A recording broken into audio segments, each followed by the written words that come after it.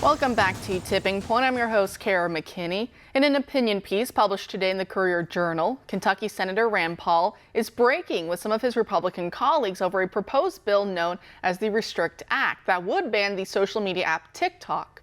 Republicans and some Democrats are hawkish on China and view TikTok as an extension of the CCP. So they're willing to ban the app, even though both of these bills would give the federal government a tyrannical new authority over controlling speech and criminalizing oppositional viewpoints. What do you think after 20 years of the war on terror in which American safety was traded away for increased spy powers for the government, that it was all going to end with the Afghanistan withdrawal? Nope. So welcome to the Patriot Act Part 2. And darkly ironic, this is what happens in China, the government control and surveillance aspect, that is, where TikTok is also currently banned. So Senator Paul says that we are no better than the CCP if we start to emulate them.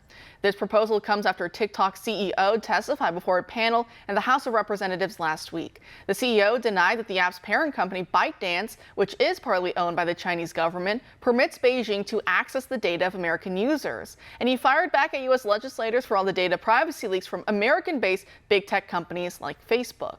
This law would allow federal officials to take action against any person, device, or software they consider to be a threat to national security, which, as you know, is a word that the left loves to redefine to mean people like me and you. If they deem you a risk, they could access everything from your personal computer to your cell phone to your Ring home alarm system. Anyone who violates the law, should it be passed, could be fined up to $1 million or be put in jail for 20 years. Additionally, executive agencies could label foreign governments as adversaries without even notifying Congress. And none of these actions are subject to the Freedom of Information Act. So how's that for transparency? Joining us now to discuss is Jon Schweppe, the Director of Policy and Government Affairs for the American Principles Project. Jon, thanks for being here tonight. Hey, thanks so much for having me. Great. So some people argue that this latest bill to ban TikTok could be the Patriot Act, but for the internet. What do you make of that argument? Well, I think they're right, actually, when you look at the Restrict Act. And unfortunately, what happened here was there's a lot of popular sentiment to ban TikTok, Senator Rand Paul excluded. And what the national security state did was they decided to come up with a Trojan horse to expand domestic surveillance. And that's this Restrict Act. It's a very dangerous bill. And ultimately, I think we need to oppose it. You know, Josh Hawley has a standalone TikTok bill, the No TikTok on U.S. Devices Act, and that's the type of bill we need to pass here.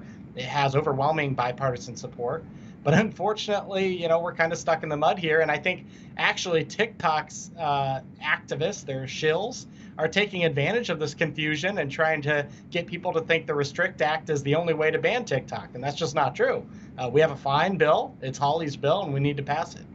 And I think part of what was throwing me off is there were a lot of Democrats who were very vocal in their support of this. And then when you kind of look into the details, you go, oh, that makes a lot more sense because the party's been so wedded to the national security state. But unfortunately, a lot of the Republican Party is as well. So, you know, I went through, just a moment ago, some of the, problems with this bill. But what do you think would be some of the poor precedents set if we were to, say, pass the Restrict Act? Oh, I think there's plenty.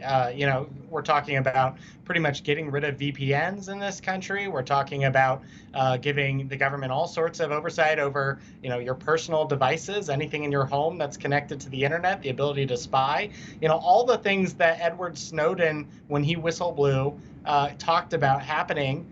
It would basically give the government authority to do, or they'd be doing it legally.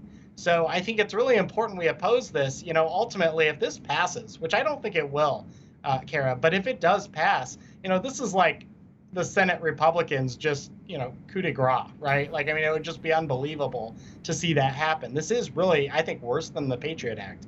But, ultimately, when we're talking about TikTok, and I do want to point this out, I think Rand Paul is wrong on this. Ultimately, the CCP has used TikTok to really mess with our culture and sow division. Over there, they have a version of TikTok that's very different, very positive, very patriotic.